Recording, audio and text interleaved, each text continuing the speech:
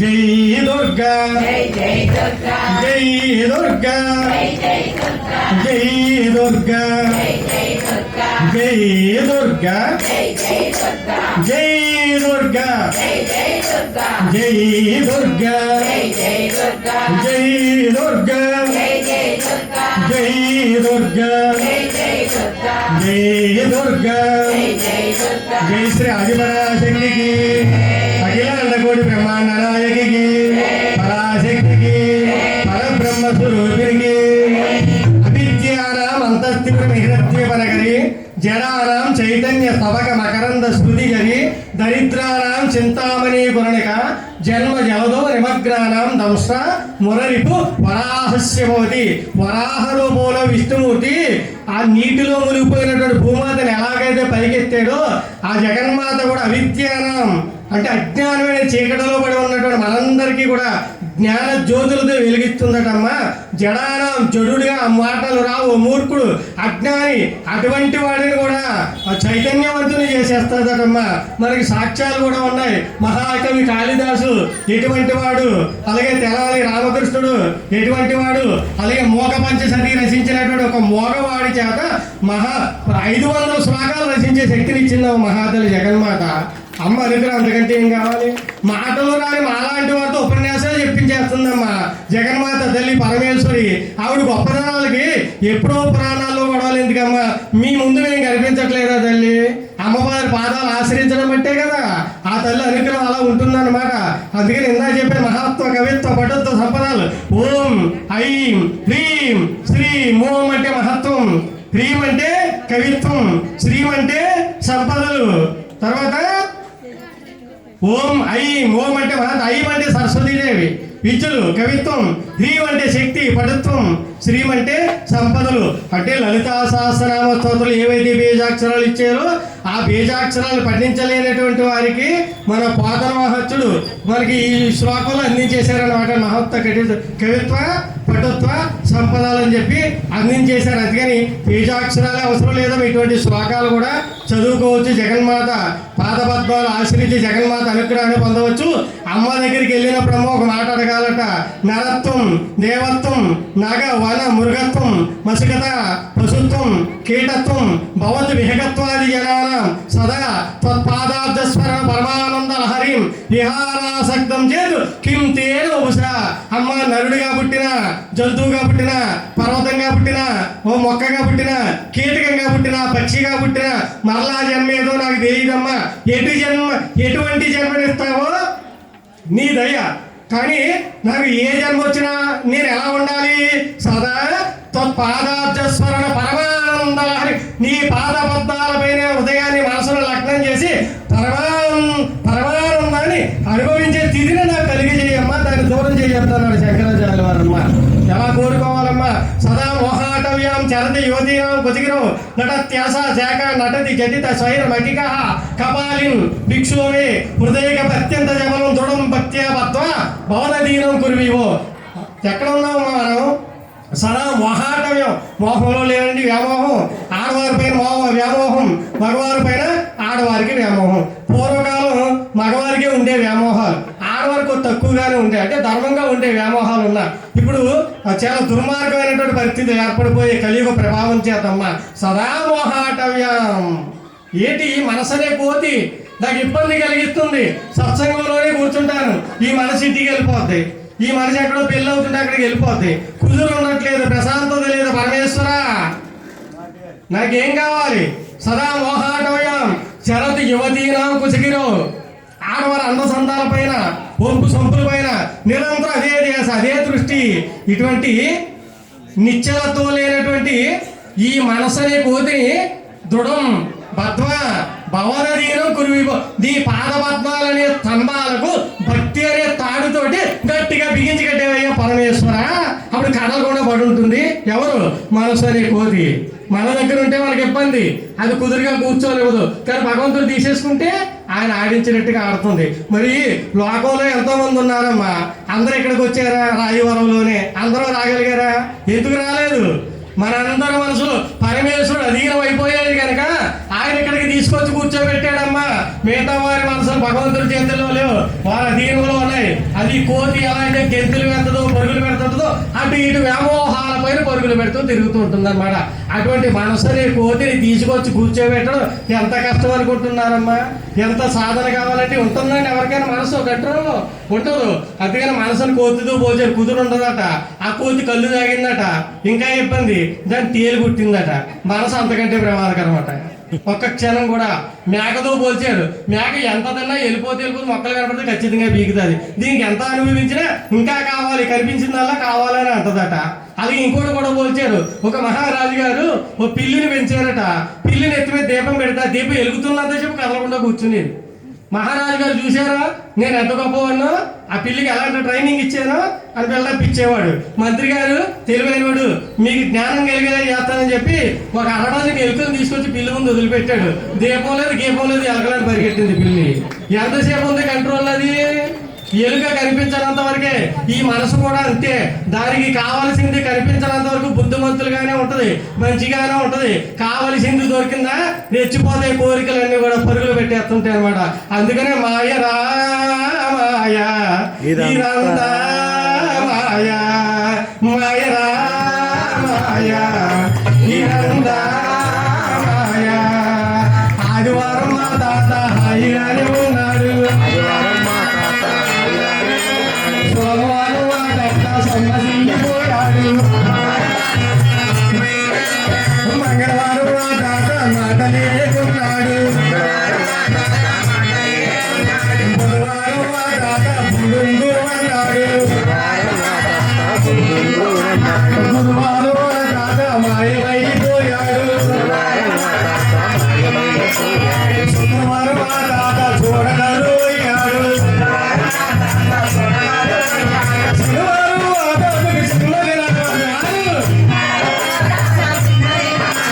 మాయరా మాయా ఇదంతా గంట పడితే ఇల్లు బ్రతుకు మాయరా, గంట పడితేను ఎలుక బ్రతుకు మాయరా, గంట పడితేను బ్రతుకు మాయరా, గంట పడితేను గంట పడితేను ఎలుక బ్రతుకు మాయరా, గంట పడితేను బ్రతుకు మాయరా, గంట పడితేను జింక బ్రతుకు మాయరా, గంట పడితేను జింక బ్రతుకు మాయరా. ఇంకో గంట పోతేను 30 సంవత్సరాల వార్షికోత్సవం మాయరా మాయరా మాయా ఇదంతా మాయా మాయరా మాయా.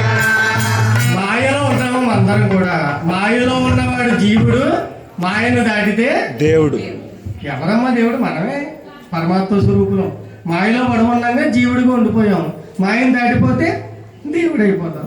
నిశ్చలంగా ఉన్నవాడు దేవుడు, ఊగిసలాడేవాడు జీవుడు. అన్నింటికి పరిగెడతా ఉంటాం. అందుకే జీవుడిగా మిగిలిపోయాం. నిశ్చలంగా ఉంటాడు పరమాత్మ, అందుకే అందరూ అక్కడికి చేరుకుంటారు. మనమే ఎవరో కాదు, ఎక్కడో లేదమ్మా. అందుకేనమ్మా ఎక్కడి నుంచి వచ్చారు ఇక్కడికి మొదలుపెట్టింది వదిలిపెట్టేయకూడదు. ఇందా మొట్టమొదటి ఒక పాయింట్ మొదలుపెట్టి అలాగే ఇక్కడికి వచ్చేసింది. మన చేతుల్లో ఏముండదు, అమ్మదయ్య ఆవిడ పలికిస్తుంది. నేను చెప్తున్నాను అనుకుంటున్నారా? అలా అనుకున్నట్టు అలా పాతాలని పడిపోతాం. మదే అహంకారం అంటే. నేను చెప్తున్నాను అన్నారా, నాకు అహంకారం వచ్చేసిందే. అక్కడ మొదలు పెట్టాను, ఇక్కడికి వచ్చేసింది అహంకారం అనేది. అందుకనే మీకు తెలిసిందని మళ్ళీ చెప్తున్నాను. తప్పు అనుకోండి, గుర్తు చేయడం తప్పు కాదు కదమ్మా. అంటే మన వాళ్ళు అందరికీ తెలిసి అనుకోండి. కానీ ముఖ్యమైనటువంటి పాయింట్లు కనుక ఆ రాజుగారి కొడుకు ఎక్కడికి వెళ్ళారమ్మా? నానమ్మలు చెప్పేవారు కదా. రాజుగారి కొడుకులు ఎక్కడికి వెళ్ళారు? ఏం తెచ్చారు? ఎన్ని చేపలు తెచ్చారు? అమ్మ రాజుగారి కొడుకులు ఏడకెళ్తే చేపలు తెస్తారమ్మా. మరి ఎప్పుడైనా అనుమానం రాలేదా? ఎప్పుడైనా అడిగారా? ఓగట్టేసి ఇప్పటికీ చెప్తే అలా ఊకొడతాం. రాజుగారి కొడుకులు ఏటకెళ్తాం పెట్టి చేపలు తేట పెట్టి వలగొట్టుకుని వెళ్ళారా? ఒక్కరు కూడా అనుమానం రాదమ్మా. అది అప్పుడు చెప్పే కథలో ఎంత రహస్యం ఉంది, అందుకే మనకు అనుమానం రాలేదన్నమాట. 7 కొడుకులు ఏటకెళ్ళారు. ఎన్ని చేపలు తెచ్చారు? 7 చేపలు తెచ్చారు. ఎన్ని చేపలండి? 6 అండి. ఒకటి ఎండలేదు. చేప అని చెప్పి ఎందుకు ఎండలేదు? గడ్డిపప్పు అడ్డం వచ్చింది. ఓ గడ్డిపప్పు ఎందుకు అడ్డం వచ్చావు? ఆవు వేయలేదు. ఆవు ఎందుకు వేయలేదు? పాలగా ఇప్పలేదు. పాలగా ఎందుకు ఇప్పలేదు? కుర్రోడు ఏడుస్తున్నాడు. ఓ కుర్రోడు ఎందుకు ఏడ్చావు? నన్ను సేవ కొట్టింది. ఏవే సేవ ఎందుకు కొట్టావు? నా బంగారు పుట్లు ఏలు పెడితే మరి అమ్మ పెద్దలమ్మ పూర్వకాలం అమ్మ ఎన్ని కథలు చెప్పేవారమ్మా. మహారాజు ఆ కథలు చెప్తుంటే ఆ రాజుగారు కొడుకు యువరాజు కథలు చెప్తుంటే ఈ విన్నటువంటి పిల్లలు కూడా నేను కూడా యువరాజులాగా మంచి లక్షణాలతో ఉండాలి, బుద్ధిమంతుడిగా ఉండాలి, అన్ని సాధించాలి, యువరాజుని సాధించాలి, అలాంటి ఆలోచనలతో కళలతో బతకడం వల్ల ఉన్నతమైనటువంటి స్థితిలో అటువంటి భావాలతో ఈ బాబులా తయారయ్యేవారు అనమాట. అందరూ కూడా అప్పుడు రోజుల్లో ఇలాంటి పిల్లలు కనిపించేవారు. ఇప్పుడు ఎక్కడ కనిపించట్లా. అమ్మ నాన్నకి ఒక ఆయన మా ఊర్లో ఉన్నాడమ్మా, ప్రతిరోజు ఖచ్చితంగా ఒక్కరోజు కూడా మానకుండా రాముడి వారికి దండం పెడతాడమ్మా. రాముడి గుడికి వెళ్ళి ప్రతిరోజు దండం పెడతాడమ్మా. దండం పెట్టడానికి మనసు ఎంత ఉండదు. ఇంటి దగ్గర మాత్రం అమ్మకి నాన్నకి అన్నం పెట్టడాలి. అమ్మకి నాన్నకి అన్నం పెట్టాలా, రాముడి దండం పెట్టాలా? రాముడు దండం పెట్టకపోతే నాకు పెట్టలేదే అని అడగడు. తల్లిదండ్రులకు జాగ్రత్తగా చూసుకుంటే, వాళ్ళు గౌరవిస్తే, వాళ్ళు ప్రేమగా మాట్లాడితే చాలా పొంగిపోతారమ్మా తల్లిదండ్రులు. అనుకో ఈ రోజు ఇంక మాటలు చెప్తున్నావు అంటే ఎవరో మీ జన్మనిచ్చింది తల్లిదండ్రులు, మరొక జన్మిచ్చింది గురువు. తల్లిదండ్రులు సామాన్యమైనటువంటి జన్మిస్తాడు, కానీ గురువు ఏం చేస్తాడు? జ్ఞానంతో కూడినటువంటి జన్మనిస్తాడు. గురువు బ్రహ్మదేవుడు సృష్టి ఎలా చేస్తాడో గురువు కూడా శిష్యుడు హృదయంలో సృష్టిని చేస్తాడు, జ్ఞానాన్ని సృష్టిస్తాడు. అలాగే గురు విష్ణు అలాగే దాన్ని పోషించి కంటికి రెప్పల ఎదిగేలాగా ముందుకు తీసుకెళ్తాడు. అలాగే గురు సాక్షాత్ పరబ్రహ్మ గురుదేవ మహేశ్వర శివుడిలాగా ఏదో ఒక రోజు గొప్పది పరిపూర్ణం చేస్తాడు. అటువంటి గురువు అదే గురు బ్రహ్మ గురు విష్ణు గురుదేవ్ అన్నీ కూడా తల్లిదండ్రులు గురువులను మర్చిపోకూడదు. మొట్టమొదట తల్లిదండ్రుల తర్వాతే ఏదైనప్పటికీ కూడా. కనుకమ్మ అటువంటి ఈ పిల్లలు ఈ బాబు ఇందాక చెప్తుంటే నాకు చాలా ఆనందం కలిగి. ఈ రోజుల్లో కూడా ఇలాంటి పొద్దులు లేవటమే కష్టం ఇప్పుడు పిల్లలు. అలాంటి అమ్మకే నాన్నకి ప్రతిరోజు దండం పెట్టాలంటే ఇటువంటి ఆ పిల్లల జీవితాలు చాలా బాగుంటాయమ్మా, చాలా గొప్ప స్థితి ఎదుగుతారమ్మా. అదిగో ఆ తల్లిదండ్రులు ఎక్కడికో యాత్రకు వెళ్తున్నారటమ్మా, ట్రైన్ ఎక్కేశారమ్మా, ఇద్దరు కొడుకులు ఉన్నారమ్మా. అందులో ఒక ఆయన జాగ్రత్త అమ్మా నాన్న అలా చేయండి ఇలా చేయండి పళ్ళతో తినండి ఇవన్నీ చెప్తున్నాడమ్మా. రెండోవాడు ఏం చేస్తారు, రెండు చేతులు అలా పెట్టుకుని అలా నిలబడి చూస్తున్నాడు, వాడు ఏం పట్టించుకోకుండా. కొన్నాళ్ళు అయిపోయింది, చదువులు అయిపోయి ఉద్యోగాలు వచ్చాయి. ఆ తల్లిదండ్రులు జాగ్రత్తగా చూసి మంచి చెడు చెప్పినటువంటి వాడు ఒక కోర్టులో సుప్రీంకోర్టులో జడ్జిగా జాబ్ వచ్చింది. జడ్జి అయ్యాడు సుప్రీంకోర్టుకి. ఈ జేబులో పెట్టుకుని నిలబడినవాడు అక్కడ బిల్ల కొట్టుకోతే వచ్చిన వాళ్ళందరూ నమస్కారం పెడుతున్నాడు. ఆ రోజే తల్లిదండ్రులు నమస్కారం పెట్టుంటే ఈ రోజు 10 మంది చేత నమస్కారాలు పెట్టించుకుంటారమ్మా. అదే తల్లిదండ్రుల్ని నిర్లక్ష్యం చేస్తే మనం వాళ్ళందరికీ నమస్కారాలు పెట్టి తీరు వస్తుంది అనమాట. అదే తల్లిదండ్రులు మర్చిపోకూడదు. వాగర్తావ్యం సంపృక్తో వాగర్త ప్రతిపత్తయ్యే జగదాపితరం ఉంది. జగత్తందరికీ తల్లిదండ్రులు పార్వతీ పరమేశ్వరులు. మనకి జన్మనిచ్చిన తల్లిదండ్రులు కూడా పార్వతీ పరమేశ్వరులతో సమానమే. అదే శ్రీమాత ఎవరండి? శ్రీమాత అంటే అమ్మవారి జగన్మాత. అందరికీ తల్లులు ఉన్నారు, తల్లులకు తల్లులు ఉంటారు. ఎన్నో జన్మలు ఎంతో మంది తల్లులు మన అందరికీ కూడా, అవునా? కానీ ఎన్ని జన్మలు ఎత్తినానమ్మా, ఈ జన్మలోనే శ్రీమాత ఎందుకైందో చెప్తున్నాను. లలితా సహస్రనామ స్తోత్రంలో మొట్టమొదటి మంత్రం ఏంటండి? శ్రీమాత. శ్రీమాత గొప్పతనం. మన అమ్మ పిల్లవాడు పరిగెత్తుకుని వెళ్ళిపోయాడు, పడిపోయాడు, దెబ్బ తగిలింది. అమ్మ అని పిలిచాడు. తల్లి దగ్గరగా ఉంటే పరిగెత్తుకుని వెళ్తుందమ్మ, దూరంగా ఉంటే తల్లికి వినిపిస్తుందా? తల్లి వెళ్తుందా? వెళ్ళదు కదా. కానీ ఈ అమ్మ అలా కాదటమ్మా.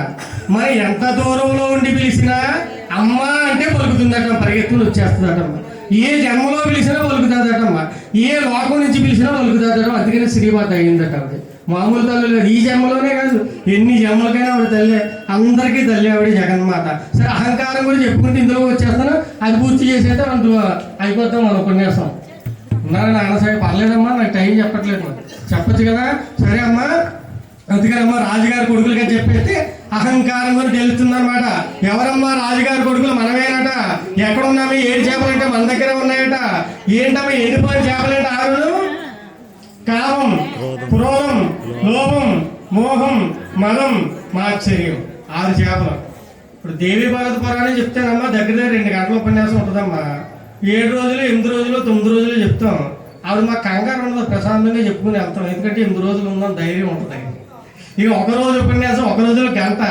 ఈ గంటలో ఏం చెప్పేస్తాం అవదో టైం. అందుకని కొంచెం పరిగెడుతుంటాం. నా మాట అర్థమవుతుందో లేదో స్పీడ్గా చెప్పేస్తుంటే పర్లేదు కదా. అది చెప్తుండాలి మాట. బాబు మీరు ఆపేయండి, వెళ్ళిపోవడం మొదలుపెట్టి మాకేం అర్థం కావట్లేదని చెప్పాలి. లేదా బాగానే చేస్తున్నారు కదా అని చెప్పేస్తుంటాం మేము. అందుకనమ్మా ఏదండి కామం, క్రోధం. కామం అంటే కోరికలు. కోరికలు అమ్మ, కోరికలు లేని వాళ్ళు ఎవరైనా ఉంటారా? క్రోధం, కోపం లేని వాళ్ళు ఎవరైనా ఉన్నారా? కాశీ వెళ్ళి కోపం వదిలిపెట్టి కోపం అందరూ పంటలు ఏదో వదిలిపెడతారు. ఈ ఊళ్ళోకి వచ్చాడు, అరివై కూర్చున్నాడు. మరి ఏ వదిలిపెట్టేశాడు రా, పంపారు ఒకరిని, కోపం వదిలిపెట్టేశాను. ఇంకొకరు పంపారు, కోపం వదిలిపెట్టేశాను. అలా పంపుతూనే ఉన్నారు. వీడు చూసుకోండి అంతా, ఎవరే కోపం వదిలిపెట్టాను కదా, కోపం వదిలిపెట్టేశాను కదా అన్న. ఏమైంది కోపం, ఎక్కడ వదిలిపెట్టేశాడు? అది ఆది చేపలు ఎండగొట్టడం ఎంత కష్టమో చెప్తున్నానమ్మా. ఎవరికి ఎండుతే తెలుసా? అవధూతలకి, మహాత్ములకి, గురువుకి, నాన్న సాయి గారు లాంటి వాళ్ళకి ఎండుతామో అలాంటి వాళ్ళకి ఎండవు చేపలు. ఆది చేపలోను మనకు వచ్చేస్తాను, నాకు వచ్చేది కోపం అప్పుడప్పుడు. అంటే మీ దగ్గర చూపించరు, కోటేస్తారని. ఇంటి దగ్గర చూపిస్తాను, ఎవరింటి వాళ్ళు చూపిస్తారు, బయట చూపిస్తూ ఊరుకుంటారు. ఎవరింటి వాళ్ళు చూపిస్తారు, కోపం లేదనుకుంటారు, మీరు కోపం లేకుండా అనుకుంటారమ్మా. అదే ఇవన్నీ మాటలేం కాదు, కామం, క్రోధం, లోపం, మోహం, మదం, మాశ్చర్యం. అలాంటి మహాత్ములు ఆరు చేపల్ని ఎండగొడతారమ్మా. ఎంత మహాత్ముడైనా, ఎంత గురువైనా 7వ చేప ఎండదమ్మా. ఎందుకు ఎండదు? అదే అహంకారం అనే చేప. ఓ అహంకారం అనే చేప ఎందుకు ఎండలేదు? మమకారం అనే గట్టి బాబు అడ్డం వచ్చిందట. ఓ మమకారం అనే గట్టి బాబు ఎందుకు అడ్డం వచ్చావు? అజ్ఞాని ఆవు నన్ను మేయలేదు, అజ్ఞానుడే బాలకాబరి నన్ను విప్పలేదు. అజ్ఞానుడే బాలకాబరి ఎందుకు ఇప్పలేదు? జ్ఞాని అనే ఆవు నన్ను వేయలేదు. ఓ జ్ఞాని అనే ఆవు ఎందుకు వేయలేదు? సంసారం అనే కుర్రోడు ఏడుస్తున్నాడు. అందుకే చాలా మంది రాని కార్యక్రమాలు సంసారంలో పిల్లలు నూరుకోబెట్టుకుంటున్నారు. ఏ సంసారంలో కుర్రోడు ఎందుకు ఏడుస్తున్నావు అంటే, నన్ను సేవ కొట్టింది, పెద్దలందరూ కర్రలు పట్టుకుని చెదకొట్టేస్తా ఉన్నారట. సేవ కళ్యాణం చేసి కర్రలు దించడం ఒక్క రంకేసింది, అడిగిపోయి ఒక్కొక్కరు. నేను మామూలు సేవ, ఎర్రసేవ, కనసేవ, పులసేవ, సెలసేవ అలాంటి సేవలు కాదు. నా పేరేంటి? మాయ అనే సేవను. నేను ఎవరిని కుట్టానో తెలుసా? నారద మహర్షిని కుట్టి పారేసాను. అదే సత్వరంలో బాగున్నారు సార్. అది ఎలా వచ్చింది? నారద మహర్షి అంతటి వాడు మాయలో పడబట్టే. విష్ణుమూర్తి అంతటి వాడిని కుట్టేసాను నేను. మరి మణిదీపానికి వెళ్తుంటే విష్ణుమూర్తి యోగమాయలో నిద్రలో ఉంటాడు. యోగ నిద్రాదేవి మాయా స్వరూపిణి భువనేశ్వరి ఆవరించింది ఆయన్ని, విష్ణుమూర్తి అంతటి వాడిని. మరి నారద వారిని, బ్రహ్మదేవుని, విష్ణుమూర్తిని ఇటువంటి వారే మాయలో పడిపోతే మనమెంతమ్మా మాయలో పడకపోతే? మరి మాయలోంచి బయటపడాలంటే ఏం చేయాలి? మాయ అంటే ఎవరమ్మా? అమ్మవారు భువనేశ్వరి. భువనం అంటే మాయ. మాయలోంచి బయటపడాలంటే అమ్మవారి పాదాలు ఆశ్రయిస్తే మాయలో పడగొట్టేది ఆవిడే. ఆవిడ పాదాలు ఆశ్రయిస్తే మాయలోంచి బయటికి తీసుకొచ్చేది కూడా అటువంటి అమ్మే. అమ్మ అటువంటి జగన్మాత పాదాలు ఆశ్రయించే కనుక మాయలో పడకుండా జగన్మాత అనుగ్రహంతో ఏమన్నా అందరూ అటు ఇటు చూస్తున్నారు, కొంతమంది వెళ్ళిపోతున్నారు, కొంతమంది మాట్లాడుకుంటున్నారు. నన్ను ఎవరు పట్టించుకోవట్లేదు. జై దుర్గా, జై దుర్గా, జై దుర్గా, జై దుర్గా, జై దుర్గా, జై దుర్గా, జయ హో దుర్గా, జయ దుర్గా, జయ హో దుర్గా, జయ దుర్గా, జయ హో దుర్గమ్మ, జయ జయ దుర్గమ్మ, జయ హో దుర్గమ్మ, జయ జయ దుర్గమ్మ, జయ హో దుర్గమ్మ, జయ జయ దుర్గమ్మ, జయ హో దుర్గమ్మ, జయ జయ దుర్గమ్మ, జయ దుర్గా, జయ దుర్గా, జయ దుర్గా, జయ దుర్గా, జయ దుర్గా, జయ దుర్గా, జయ దుర్గా, జయ దుర్గా, జయ దుర్గా, జయ జయ దుర్గా, జయ దుర్గా, జయ దుర్గా, జయ దుర్గా, జయ జయ దుర్గా, జయ దుర్గా, అమ్మా అహంకారం లేకుండా ఎవరు ఉండరమ్మా. ఎందుకంటే నేను అనుకుని ఏ పని చేయలేం కదా. అందుకని అదొక్కటే అనకూడదు. ఎలా అనాలంటే భగవంతుడు, భగవంతుడు, భగవంతుడు. ఎవరు ప్రతి ఒక్కటి ఏది చేసినా ఏది చేయడం అంతా పరమాత్మ, పరమాత్మ, పరమాత్మ. ఎన్నో చెప్తాం అనుకున్నాను. ఇవాళ శివుడి గురించి చాలా విషయాలు శివదానంలోనే చెప్పాను కదండి.